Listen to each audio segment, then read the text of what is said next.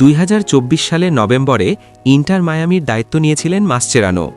তার অধীনে দলটি 47টি ম্যাচের মধ্যে 27টিতে জয় পেয়েছে। শুধু তাই নয়, গত মৌসুমে ক্লাবটিকে প্রথমবারের মতো MLS কাপ জেতাতেও গুরুত্বপূর্ণ ভূমিকা রাখেন তিনি। মাসচেরানোর কোচিংয়ে 2024-25 মৌসুমে দুর্দান্ত আক্রমণভাগের পরিচয় দেয় মায়ামি। এক মৌসুমে 101টি গোল করে তারা গড়ে নতুন রেকর্ড, যা MLS-এর ইতিহাসে সর্বোচ্চ।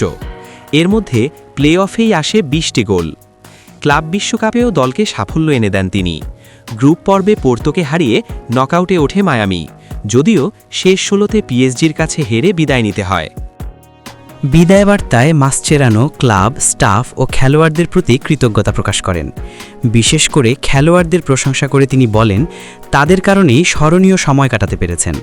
পাশাপাশি সমর্থকদের প্রতিও কৃতজ্ঞতা জানান এবং ভবিষ্যতে ক্লাবের সাফল্য কামনা করেন। বর্তমানে ইস্টার্ন কনফারেন্সে 7 ম্যাচে 12 পয়েন্ট নিয়ে তৃতীয় স্থানে রয়েছে মায়ামি। মাসচেরানোর বিদায়ের পর আপাতত অন্তর্বর্তী কোচ হিসেবে দায়িত্ব পালন করবেন গিয়ের্মো হুয়োস।